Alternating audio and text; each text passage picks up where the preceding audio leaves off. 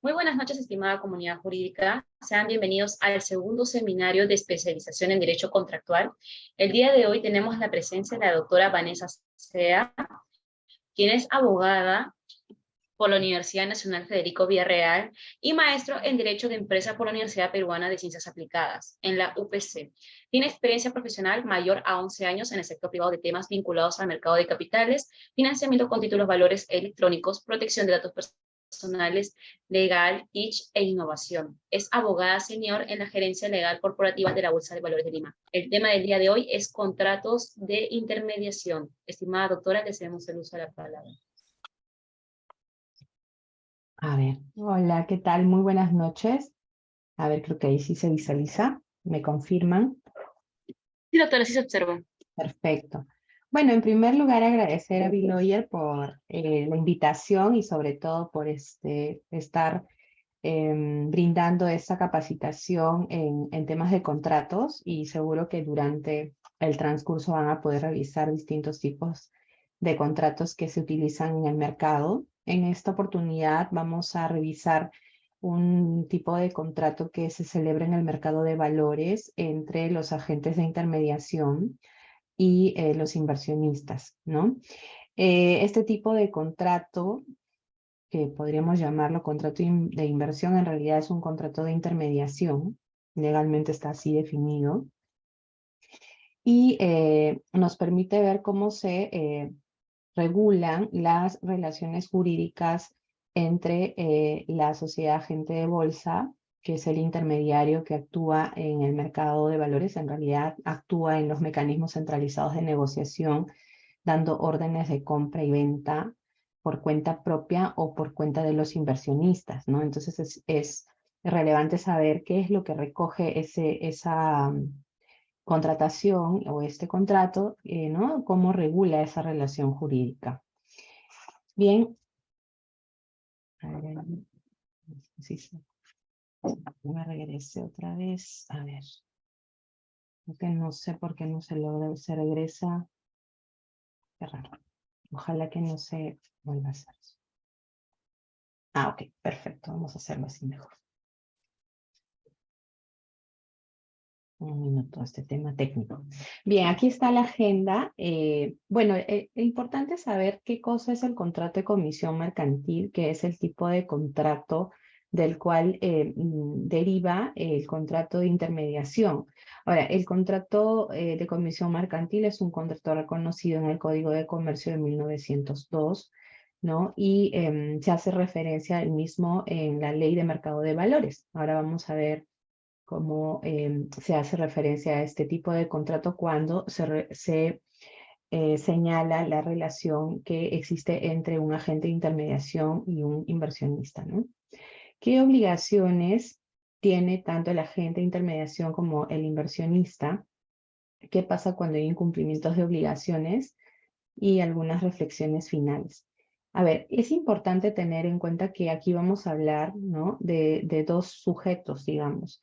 El intermediario, que es una persona jurídica que tiene una autorización de la Superintendencia del Mercado de Valores para poder ejercer una serie de funciones. En este caso, su función principal es precisamente el actuar como intermediario para las compras y ventas en el mercado secundario, o también incluso podría actuar en el mercado primario colocando algún tipo de instrumento de un emisor. Yo he enfocado más la presentación a si nos refirieran, o sea, si tomáramos como ejemplo a la relación jurídica que tendría este agente de intermediación o sociedad agente de bolsa con un inversionista, ¿no? Para tocar más mercado secundario que mercado primario.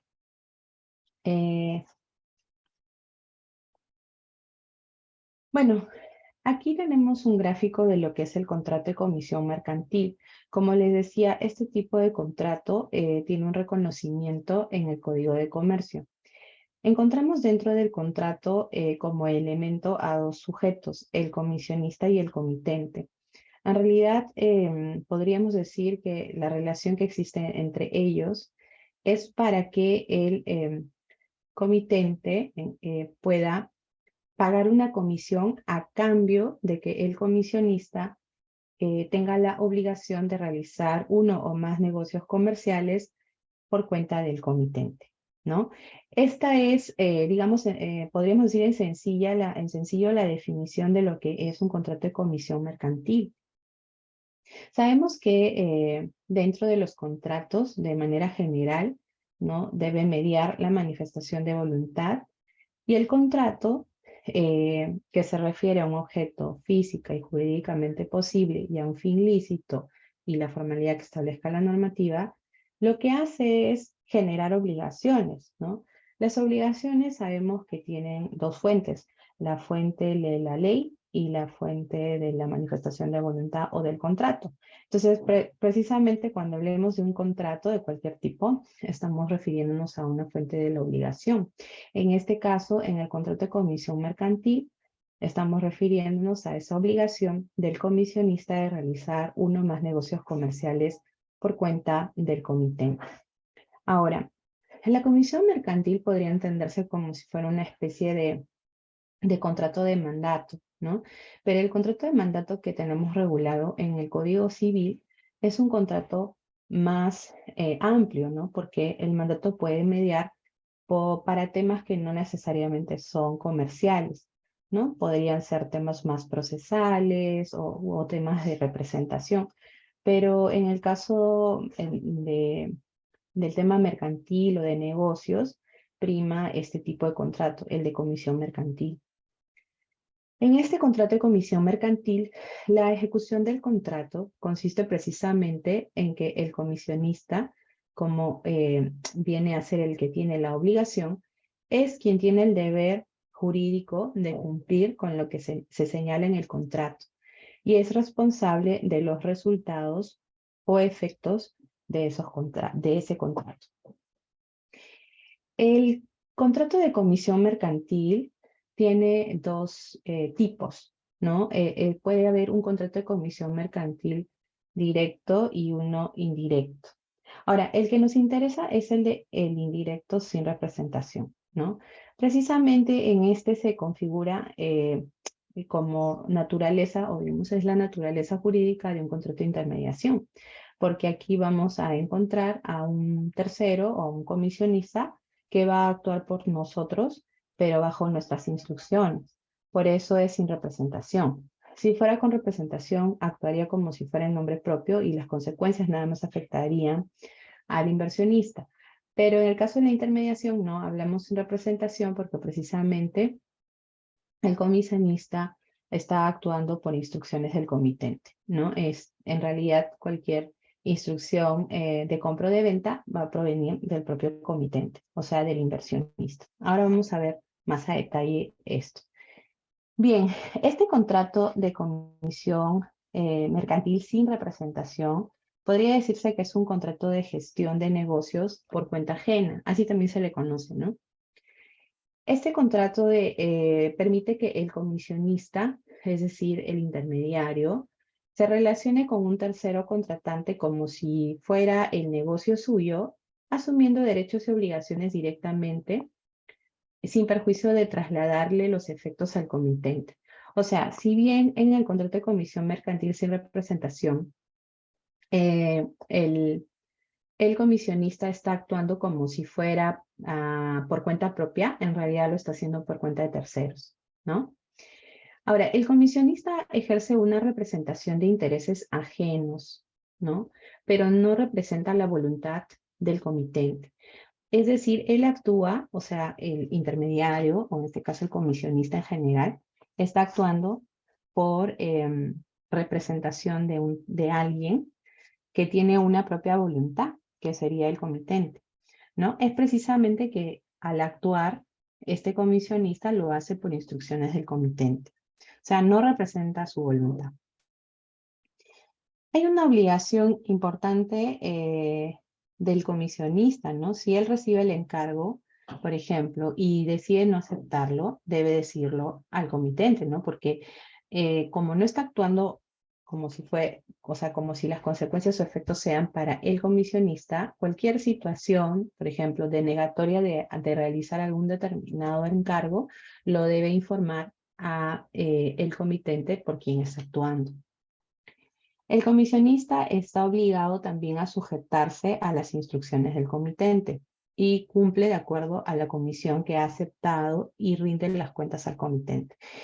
Esto es otra característica, ¿no?, de este tipo de contrato. Es decir, hay un contrato de comisión mercantil, pero el comisionista actúa, como les decía, como si fuera algo para él, pero en realidad los efectos están afectando o están impactando a quien está detrás de él. Y quien está detrás de él, que es el comitente, es quien está dando las instrucciones, es quien está manifestando su voluntad. Por tanto, cualquier acción que realice este comisionista debe ser informada al comitente por quien está actuando, ¿no?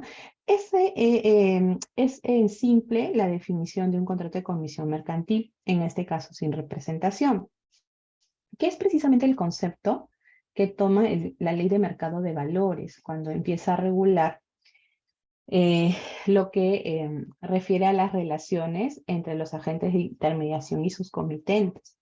No, ya entrando en materia, la Ley de Mercado de Valores señala en el artículo 173 que las relaciones entre los agentes de intermediación, que vendrían a ser las sociedades agentes de bolsa, porque son las que negocian en la rueda de bolsa, en los mecanismos centralizados de negociación, y sus comitentes, que vendrían a ser todos los inversionistas que contratan con estos agentes de intermediación para poder realizar operaciones en la bolsa, se rigen por las reglas de la comisión mercantil. Eso dice el artículo 173. Bueno, y por lo establecido en la ley, ¿no? En la Ley de Mercado de Valores. Precisamente por eso era importante conocer el concepto general de un contrato de comisión mercantil para enmarcarnos en el contrato de intermediación, en este contrato entre un agente de intermediación y los inversionistas. Entonces, en un contrato de intermediación, si lo comparamos con el contrato de comisión mercantil, podríamos decir que el comisionista es el agente de intermediación, ¿no? Y el comitente es el inversionista. El inversionista paga una comisión al agente de intermediación para que éste se obligue a realizar las negociaciones con valores mobiliarios u otros instrumentos financieros por cuenta de los inversionistas. Esa sería la definición del contrato de intermediación. Cuando hablamos de agente de intermediación, yo les refiero mucho al tema de la sociedad agente de bolsa porque es la que interactúa en los mecanismos centralizados de negociación, que es donde los inversionistas están interesados en realizar órdenes de compra o de venta de valores mobiliarios o instrumentos financieros. Sin embargo, también existe en la Ley de Mercado de Valores otro tipo de agente de intermediación, que es la sociedad intermediaria de valores, ¿no?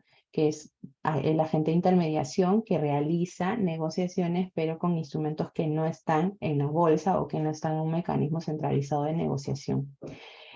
Actualmente no existe ninguna SIP, ¿no? Hace muchos años existía por ahí una, creo. Así que ahora solamente tenemos sociedades agentes de bolsa. Entonces, en realidad, al referirnos al contrato de intermediación, para lo que resta de la presentación, vamos a estar señalando esta relación con la sociedad agente de bolsa. En un contrato de comisión mercantil, como lo vimos, si lo tenemos bajo el tipo de contrato de intermediación, diríamos que aquí el inversionista es el comitente por quien está actuando el comisionista. Si hubiese un tema de incumplimiento, por ejemplo, de alguna operación o de alguna situación en particular, ¿no? Digamos, un inversionista pone una orden de compra de valores y al final no entrega el efectivo, se diría entonces que no se liquidaría la operación, pero cuando estamos en un mecanismo centralizado de negociación donde hay órdenes de compra y venta, si hay un pacto de compra-venta, este se tiene que cumplir y tiene toda una protección también a nivel de la ley de mercado y de otra normativa. Por tanto, si el inversionista no entrega pues, el dinero para la compra de valores, no hay que pensar que el agente de intermediación se libera de responsabilidad, ¿no? Si bien va a haber un efecto respecto del inversionista frente al mercado, el intermediario tiene que cumplir la operación, ¿no? Entonces ahí vienen los problemas en cuanto a los intermediarios, por eso es que muchos, o sea, cuando se interactúa en el mercado, se interactúa con garantías, con algunos sistemas de protección, para que las operaciones que se negocien sí se cumplan, ¿no? A pesar de que pueda haber un incumplimiento del inversionista comprador o incluso vendedor si se demora en entregar los valores, ¿no? Pero esas reglas están en la normativa, o sea, en la normativa que regula todos los procesos desde la negociación hasta la compensación y liquidación de operaciones. Esta normativa genera obligaciones para los intermediarios que nacen de dicha normativa, por tanto, lo que no quiero es que se entienda es que, bueno, si hay un incumplimiento por culpa del inversionista, entonces la sociedad agente se libera, ¿no? Y no tiene ninguna responsabilidad. Por el contrario, al ser una entidad autorizada y estar cumpliendo una función de intermediación, si hubiese algún tema de incumplimiento desde el inversionista que está detrás de ella, la sociedad al final estaría asumiendo responsabilidad, ¿no? Es como una especie de responsabilidad solidaria prácticamente, ¿no? Porque tendría que responder por la operación para no irse incumplido. Por eso es muy importante que cuando se participa del mercado se tengan pues todos los mecanismos de protección que garanticen el cumplimiento de las operaciones, ¿no? Eso es lo que se cuida mucho en el mercado de valores. Todas las operaciones se tienen que cumplir si es que han sido aceptadas dentro de un sistema de compensación y liquidación. ¿Dónde está regulado el contrato de intermediación más allá de lo que tenemos en la ley de mercado? Bueno, en el reglamento de agentes de intermediación hay una resolución de la Superintendencia del Mercado de Valores que es la 034/2015. Este reglamento regula todo lo referido a los agentes de intermediación. Y es en el artículo 31 donde se hace referencia al contrato de intermediación. Aquí yo les he puesto algunos aspectos relevantes del contenido mínimo de este contrato. La norma lo que hace es señalar qué elementos o condiciones deben estar reguladas en este contrato. Entonces, el primer aspecto a tener en cuenta es que en el contrato de intermediación se identificará quién es el cliente o quién es el comitente. Y tendrá que este cliente remitir toda la información referida o solicitada por el agente de intermediación. Los agentes de intermediación utilizan políticas de conocimiento del cliente y utilizan pues mecanismos para saber qué tipo de cliente es, el origen de los fondos, ¿no? Todos los aspectos importantes de su identificación. Es que tenemos que saber con quién el agente se está relacionando, ¿no? Si bien desde el lado del inversionista tiene la opción de elegir un grupo de sociedades agentes de bolsa donde puede ser cliente y a través de las cuales remitir sus órdenes de compra o venta en el mercado de valores, igual las sociedades agentes tienen que cuidar con qué cliente se relacionan. Creo que esa es una política que hoy en día está utilizando todo tipo de empresa, más allá de que sea regulada o no, porque se cuida mucho por los temas de lavado de activos, ¿no? Toda esta nueva normativa que hoy en día existe. Bien, otro aspecto relevante es la indicación de aceptación y sometimiento a la política de clientes. Toda sociedad, agente de bolsa o intermediario en general debe contar con una política de clientes, donde especifica, por ejemplo, los tipos de clientes, cuáles son las declaraciones de responsabilidad que se hacen, ¿no? Declaraciones de origen del dinero, etcétera. Ahora vamos de repente a ver alguna política, igual les dejo los links para que puedan revisar. Toda sociedad, agente de bolsa tiene una política de clientes.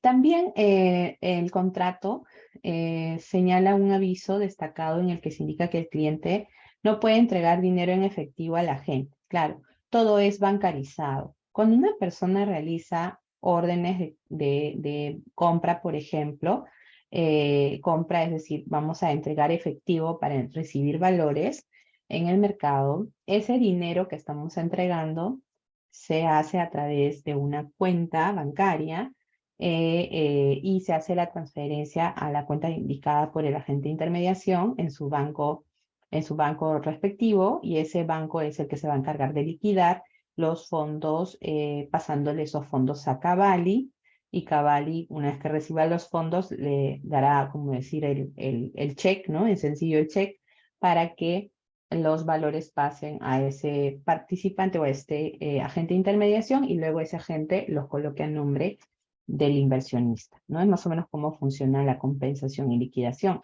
Entonces, en realidad, dentro del contrato de intermediación debe establecerse, ¿no?, que todo es bancarizado.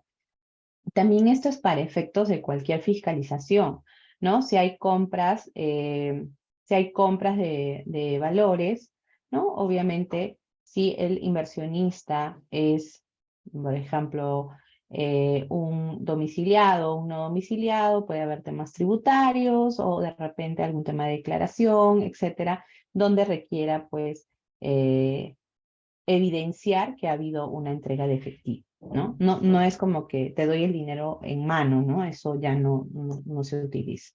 Bueno, además hay una normativa específica de SUNAT de cualquier operación mayor a 2.000 soles o de 2.000 soles hacia arriba que debe ser bancarizada, pero aquí dentro del mercado todo es bancarizado. También se debe indicar que el cliente conoce los riesgos de las inversiones y los asume. El hecho de contratar a un agente de intermediación no es que estamos contratando a un asesor de inversiones, ¿no? Algunos piensan de que ellos nos van a decir, o mejor dicho, no decir, sino asegurar que voy a tener una rentabilidad. Y eso no es correcto, ¿no? El riesgo de inversión es del inversionista, no es trasladado a la sociedad de agente de bolsa, ni tampoco una sociedad de agente de bolsa podría asegurar que no hay riesgos al momento de invertir, ¿no? Entonces, los riesgos y asumir esos riesgos es del cliente, o sea, del inversionista. Se debe indicar en el contrato que la sociedad agente de bolsa no asume responsabilidad por la rentabilidad, lo que les mencionaba, ¿no?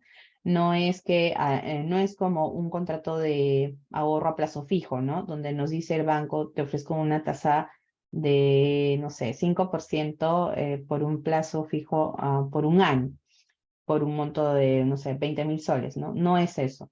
Aquí el agente no va a asegurarte rentabilidad, y por tanto no asumiría una responsabilidad en caso tú no obtengas la rentabilidad que esperabas, ¿no? Depende de los riesgos que se asuman y de las interacciones que tengas dentro del mercado como inversionista. ¿Cuáles son los medios también de comunicación por los cuales el cliente instruirá las órdenes a la gente? O sea, ¿de qué forma se instruyen las órdenes? Hoy se usan los medios electrónicos, pero tienen que ser medios seguros, ¿no? ¿Por qué? Porque si hubiera algún cuestionamiento por alguna de las partes, de repente de no haber hecho la instrucción, o la otra de haber hecho algo sin tener instrucción, tiene que haber evidencia de ello, ¿no? Entonces, ante una supervisión del regulador, contar con los medios para evidenciar que hubo, pues, una instrucción determinada por el cliente por la cual actuó el intermediario. Por tanto, el cliente debe aceptar grabar todas sus comunicaciones por medios electrónicos donde imparta órdenes, ¿no? Esto es parte también de la protección de datos personales, ¿no? La voz es un dato personal. Es importante que exista el consentimiento del cliente de la grabación de su voz, si es que tenemos comunicaciones donde de órdenes o de alguna otra forma de comunicación que se haya establecido entre el intermediario y el cliente en su contrato. En el contrato también hay una sección especial sobre la intermediación de instrumentos financieros, y también la obligación del intermediario de proporcionar estados de cuenta a su inversionista, ¿no? También eso es relevante porque el inversionista tiene derecho a conocer cuáles han sido las órdenes que ha realizado y cuáles, por ejemplo, se han ejecutado, cuáles no. Toda esa información la tiene el intermediario. Tener una política de clientes es un requisito que debe cumplir un agente de intermediación. Cuando hablamos de una política de clientes, estamos refiriéndonos a los criterios y procedimientos que aplica este agente de intermediación en el proceso en general de intermediación. Es decir, cómo se realizan las órdenes o cómo recibe las órdenes por cuenta de terceros, cómo registra esas órdenes, cómo transmite estas órdenes y cómo ejecuta y asigna las operaciones que realiza por cuenta de sus clientes, ¿no? Estos como que son los 4 segmentos importantes de una política de clientes. El cliente que contrata con un agente no solamente se está sometiendo a lo que dice el contrato. El contrato de intermediación está en el marco de la ley del mercado de valores y del reglamento de agentes de intermediación y de la política de clientes. Entonces, cuando uno firma un contrato con un agente de intermediación, debe tener en cuenta que está sujetándose a lo pactado en el contrato más la regulación que establece cómo debe ser el comportamiento de este inversionista en el mercado de valores. Otro aspecto importante en la política de clientes es las condiciones y requisitos que tienen que cumplir las personas para que se admitan como clientes, ¿no? Cumplir toda la política de conocimiento de cliente. ¿Cuáles son los medios, los horarios para transmitir sus órdenes o para repartir las órdenes? ¿En qué momento las recibe el agente de intermediación?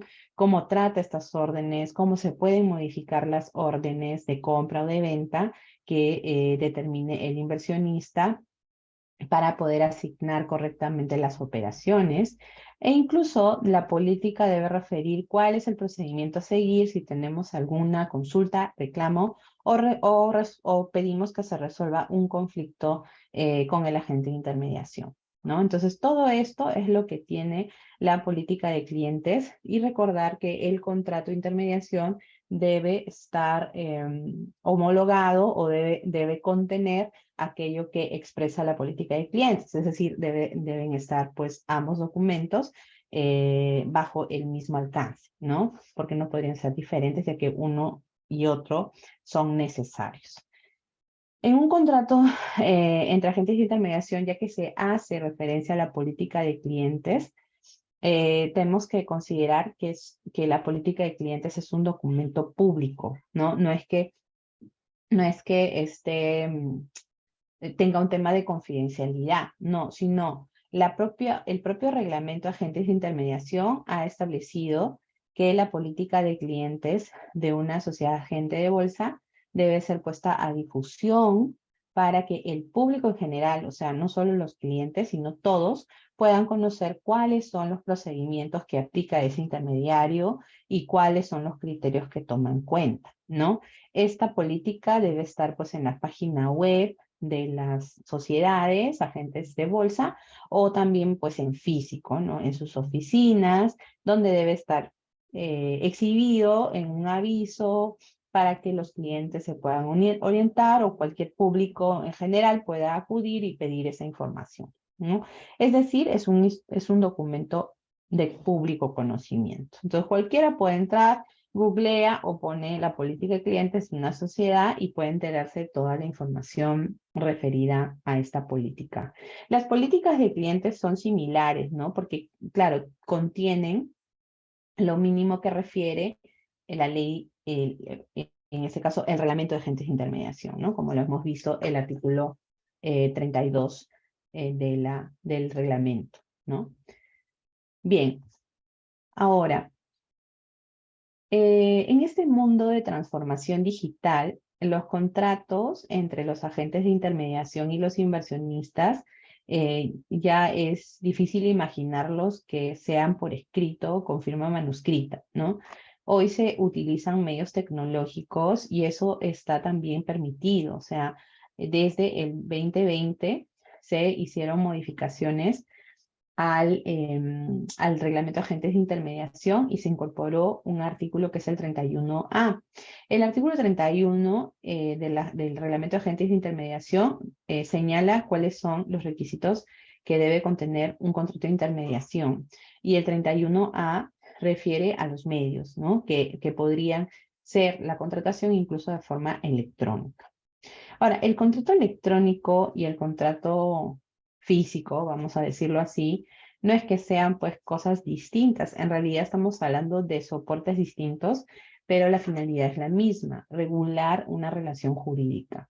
Entonces, si lo que se busca es regular una relación jurídica, en este caso de tipo patrimonial, ¿no? Pues un contrato de intermediación o conocido como un contrato de comisión mercantil, lo único que importa es que el consentimiento, si lo hacemos desde un aspecto electrónico usando medios electrónicos, también se dé esta manifestación de voluntad de manera electrónica, ¿no? Y se pueda generar el contrato y generarse las obligaciones de las partes, ¿no? Entonces, algunos agentes de intermediación están utilizando medios electrónicos, sobre todo durante la pandemia se han venido utilizando para efectos de relacionarse con sus clientes, ¿no? Ahora, consideramos de que esto es lo que va a venir, es más, me parece también que algunos intermediarios están flexibilizando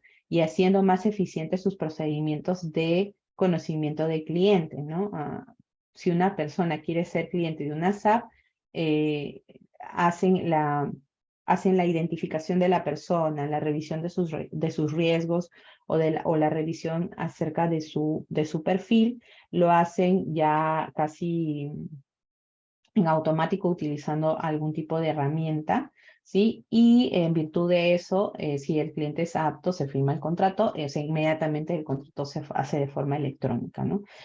Antes, de repente, los procesos de validación de quién es el cliente podrían demorar más tiempo, ¿no? Validar su identidad con RENIEC, validar otro tipo de información. Hoy se hace en menor tiempo usando medios electrónicos. Bueno, aquí les puse un ejemplo de contrato de intermediación de una sociedad agente de bolsa, es público, ahí está el link. Pone cuál es el objeto del contrato. El objeto del contrato es un contrato de intermediación, ¿no? Y bueno, viene la parte declarativa, viene cuál es la relación en sí que se regula, cuáles son las obligaciones, ¿no? Que eso es lo que se regula dentro de un contrato. ¿Cuáles serán esas obligaciones de las sociedades agentes de bolsa o intermediarios en un contrato de intermediación? Bueno, ¿qué obligaciones tienen? La de conservar cualquier documentación física o electrónica que entregue el cliente, ¿no? Y, por ejemplo, alguna orden de transferencia que haya dado o una ejecución, ¿cuánto tiempo lo tiene que guardar? Bueno, 10 años, ¿no? Su regulación dice 10 años, es el histórico. ¿Qué quiere decir? Que la superintendencia, por ejemplo, si fiscalizara algún agente de intermediación, podría pedirle documentación no necesariamente vigente, sino pasada, ¿no? También el agente intermediario tiene como obligación comunicar a sus clientes cuando hay una modificación de sus tarifas. Hoy en día, como existen varios agentes de intermediación, no hay una tarifa única, ¿no? Cada agente de intermediación, en base a la ley de la oferta y la demanda, fija la tarifa que cobra al mercado. Entonces, uno como inversionista tiene la opción de escoger contratar con quien quiera, ¿no? Un agente de intermediación tiene la obligación de emitir una póliza por cada operación que intermedie y ponerla a disposición del cliente. La póliza es el comprobante de pago que el intermediario emite para evidenciar que ha habido una compra o una venta de valores, ¿no? También el intermediario mantiene en la web su política de clientes, puede mantener también su modelo de contrato, cuáles son sus horarios de atención y cuál es su tarifario por cada operación que realice, ¿no? Pone a disposición el intermediario los estados de cuenta a los inversionistas que son sus clientes y si en caso hace custodia física, informa quién es la entidad con la que está haciendo custodia física. De manera general, podríamos decir que la obligación ya no si hemos visto la primera parte, son las obligaciones del intermediario con sus inversionistas, ¿no? O con los inversionistas a los que representa. Pero de forma general, también el intermediario tiene una obligación, que es la de mantener una buena solvencia patrimonial, una situación que le permita afrontar cualquier riesgo de incumplimientos por parte de los inversionistas, ¿no? Y ese es el punto más relevante para un contrato de intermediación. Si una sociedad agente de bolsa contrata o celebra un contrato de intermediación con un inversionista, lo está representando para las órdenes de compra o de venta de acciones, por tanto, va a asumir obligaciones. Esas obligaciones, si bien están trasladándose al inversionista, esas obligaciones que ha adquirido la sociedad agente de bolsa, si este inversionista no cumple con dicha obligación, entonces perjudicaría también a la sociedad agente de bolsa, porque si no cumple la suspenden, ¿no? O incluso la pueden suspender no solo por horas, sino por días, ¿no? Y ya viene pues otros problemas que pudiera tener. Entonces, por tanto, la sociedad agente de bolsa que asume esta responsabilidad tiene bien claro de que debe contar con mecanismos que permitan garantizar el cumplimiento de la obligación. Entonces, ¿cómo se garantiza el cumplimiento de una obligación? Se garantiza utilizando garantías, utilizando algún tipo de indicador, ¿no? Que permita al intermediario, ¿no? Tener esa tranquilidad de que si hay un incumplimiento por el inversionista, no lo afecte, ¿no? Y pueda asumir ese cumplimiento de la obligación a efectos de que no se perjudique y no lo sancionen o no lo suspendan de la negociación, ¿no? Entonces, eso creo que es también importante tenerlo en cuenta, ¿no? Porque por el tipo de sujeto que es el intermediario, ¿no? Debe, incluso en determinadas operaciones, si se relaciona con un inversionista, solicitar garantías para garantizar o reforzar el cumplimiento de la obligación.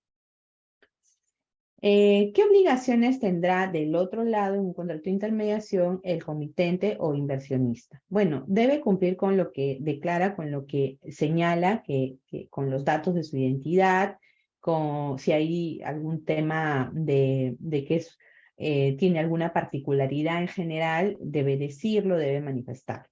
También debe remitir la información que el intermediario le pida para verificar si es la persona, para conocer cuál es su perfil de inversión y cuál es el origen de sus recursos por temas de lavado de activos, ¿no? También el inversionista opera personalmente sus cuentas. Entonces, acá también es importante que tengamos presente que el contrato de intermediación que estamos revisando aquí no es el contrato de administración de cartera, que es otro tipo de contrato que se puede celebrar con el intermediario para que ya, para efectos de que se encargue ya de todo el proceso de inversión a discrecionalidad o no de ese intermediario, ¿no? No es eso, porque si fuese una administración de cartera, es otro tipo de contrato, sí pues veríamos que la operación de cuentas incluso recaería en el intermediario, ¿no? Entonces, pero no es materia de la exposición, así que en este caso, si hay una intermediación, el titular al final es el que está asumiendo toda la responsabilidad de operar en sus cuentas. Poner también a disposición de la gente los recursos para poder cumplir con las operaciones que haya realizado. Claro, si una SAP salió a comprar valores porque tú, inversionista, le dijiste que compre valores, tienes que tener el efectivo, ¿no? Como inversionista. Cuando salga el monto, pagues para que te traigan los valores. Eso es lo que nos debe llamar a la atención, sobre todo como obligación, ¿no? O sea, si uno asume una obligación de compraventa en el mercado de valores, la operación tiene que cumplirse. No hay de otra más que cumplirse. Si no se cumple, es la propia sociedad agente de bolsa quien debe usar mecanismos para cumplir. ¿Y por qué lo hace? Porque no se quiere ver afectada, ¿no? O sea, por el incumplimiento del inversionista se vería afectada. Bueno, entonces salvo la operación. Eso es lo que suelen hacer las sociedades. Ahora, ¿qué pasa si las sociedades no cumplen? Bueno, hay un incumplimiento, ¿no? Ahora, y si hay incumplimientos, todo el tema del tratamiento de incumplimientos lo tenemos también regulado, ¿no? Cuando una sociedad agente de bolsa no cumple con una función que le ha encomendado su comitente y, por ejemplo, o hay un caso de que una SAP sí cumple lo que le corresponde en una compra, tiene el dinero, pero nunca llegan los valores, la SAT, del otro lado, que es la vendedora, tendrá que asumir esa función y obviamente hay una serie de mecanismos, ¿no?, dentro del sistema de compensación y liquidación para que se pueda proceder a obtener esos valores y liquidar la operación. Ahora, ¿qué tipos de incumplimientos se dan en nuestro mercado? Generalmente son los incumplimientos por fondos, ¿no? Es decir, hay ventas, o sea, están los valores, pero falta plata. Entonces, en ese caso, puede usarse a nivel del mercado las garantías, ¿no? Ahora, ¿qué garantías tenemos en el mercado? Las garantías que tenemos son de tipo colectivo, como es el caso del fondo de liquidación, ¿no?, que se usa para poder responder ante incumplimientos de obligaciones. Entonces, el mercado tiene ya todo un sistema de garantías, pero eso no quita, ojo, que el agente de intermediación pudiera solicitar algún tipo de garantía a su inversionista, ¿no? Pero eso sí lo tiene que regular correctamente también en su contrato. ¿Qué reflexiones finales podríamos tener en este aspecto del contrato de agente de intermediación o contrato de comisión mercantil?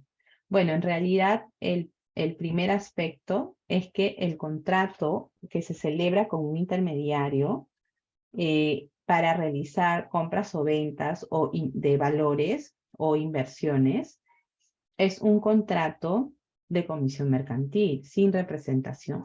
Este es el tipo de contrato que estamos celebrando cuando realizamos un contrato de intermediación, ¿no? Así lo dice la ley de mercado y hemos visto que la definición de ese tipo de contrato está en el Código de Comercio.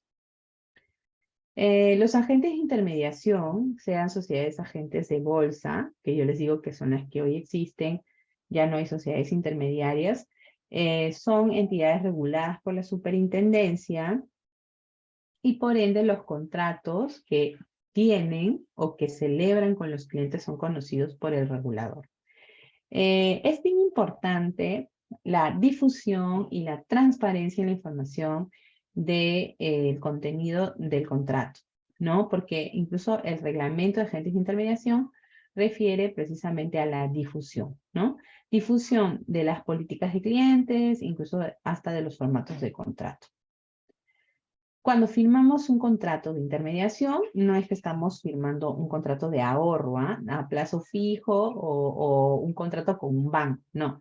Es un contrato con un intermediario que va a realizar o ejecutar las órdenes de transferencia que yo voy a darle como inversionista, ¿no? No está garantizándome el cumplimiento de la operación, ni tampoco está asumiendo el riesgo del inversionista.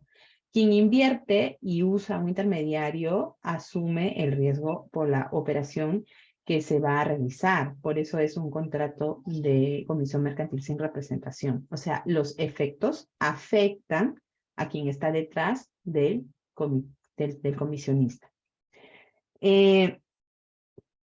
Finalmente, un intermediario debe afrontar las responsabilidades producto de la negociación de valores, ¿no?, que se realiza en un mecanismo centralizado de negociación, sin perjuicio de que posteriormente este intermediario pueda aplicar alguna sanción respecto de los comitentes o pueda emplear acciones de reembolso, por ejemplo, si es que ha asumido una operación X por ese comitente.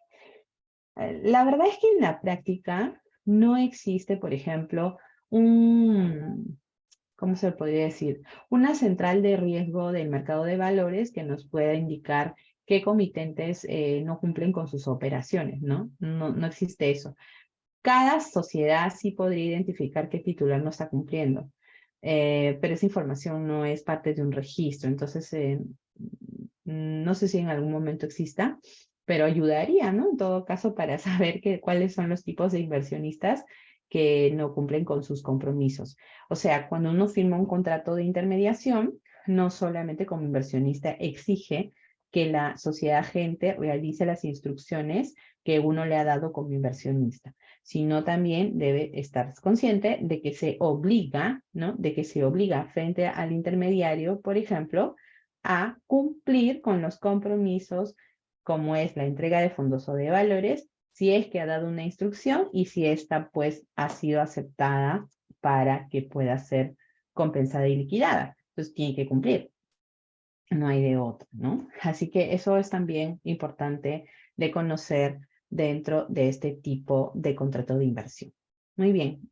Eso sería todo. No sé si tienen alguna pregunta o duda para poder ayudarlos a resolverla.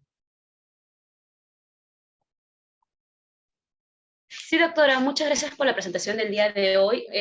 No hay preguntas por el momento, pero me gustaría decirle qué recomendación nos podría dar acerca de contrato de intermediación, o sea, qué artículo, qué libro, qué autores nos podría recomendar a las personas que recién nos estamos interesando en ese tema.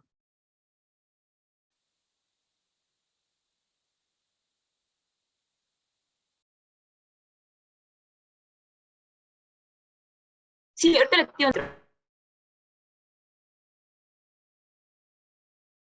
Ya está. Ok, me habían apagado el micro. Ya, bueno, hay una serie de compendios que pueden verse, sobre todo de contratos. O sea, yo tengo unos compendios, por ejemplo, de contratos mercantiles y bancarios. Hay una edición de Gaceta Jurídica que pueden revisar y en realidad son 3 tomos. Así que uno de los tomos habla sobre los contratos mercantiles. O sea, hay una serie de modelos incluso, ¿no? Y son distintos autores, entonces podrían revisar eso. Otro tema que podrían revisar de contratos de intermediación, también, bueno, aparte, no hay comentarios a la ley de mercado, o sea, no he visto que haya un libro sobre eso, pero sí, hace años existía un manual del mercado de capitales donde habían preguntas y respuestas. También ahí ver todo lo del capítulo de sociedad agente de bolsa, ¿no? Donde mencionan el tema de intermediación. Y pueden revisar eso y, bueno, revisar la normativa, ¿no? La normativa es bien clara del contenido mínimo. Ahora, yo lo que también me parece importante comentarles es que cuando hemos visto los casos de, bueno, ya temas de compliance, de anticorrupción, lavado de activos, etcétera, han sido cláusulas que incluso se están considerando en ciertos contratos, ¿no? Por más que en las políticas de clientes se señalen, ¿no?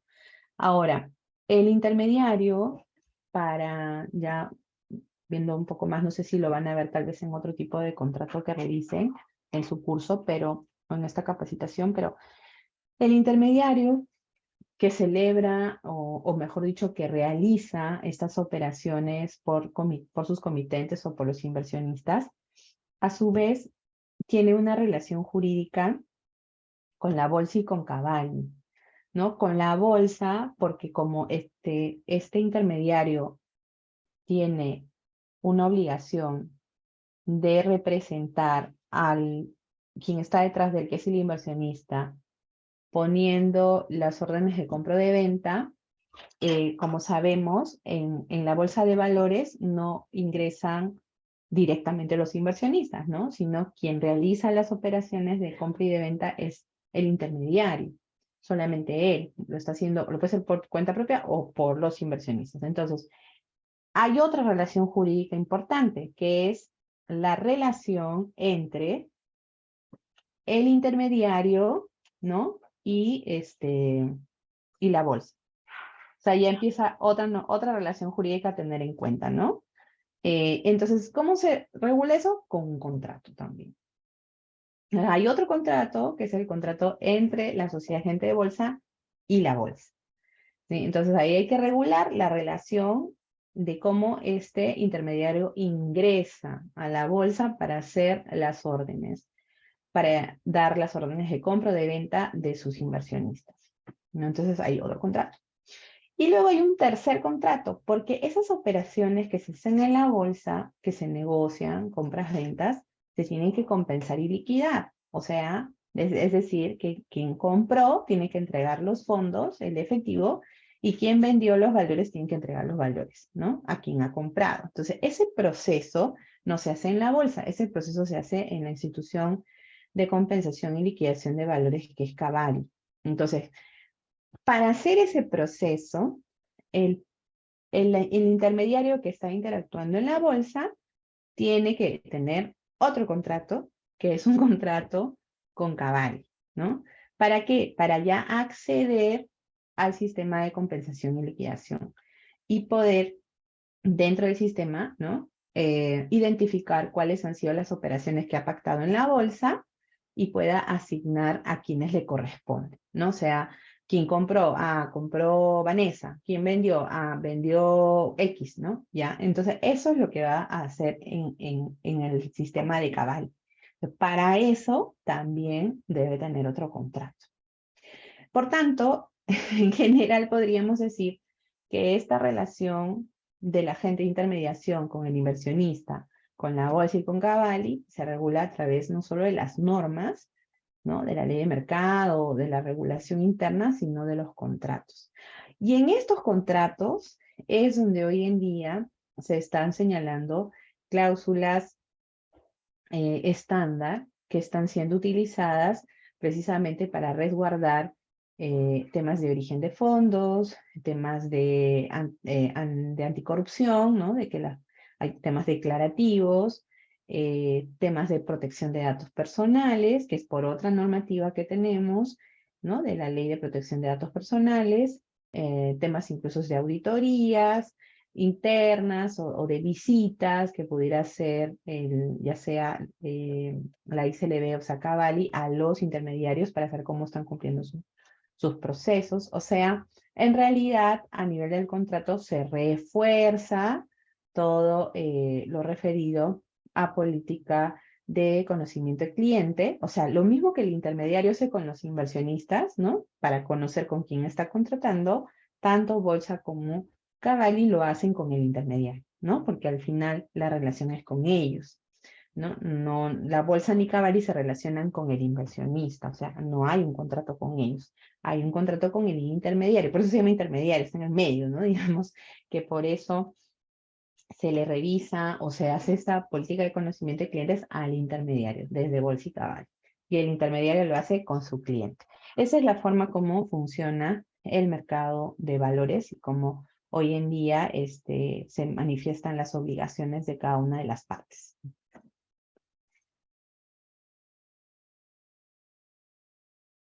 Sí, doctora, muchas gracias por las recomendaciones. De parte de Biloya le agradecemos por la ponencia con los próximos eventos. Muchas gracias y que tenga muy buenas noches. No, gracias a ustedes y bueno, será hasta una próxima oportunidad. Muchísimas gracias. Gracias, nos vemos.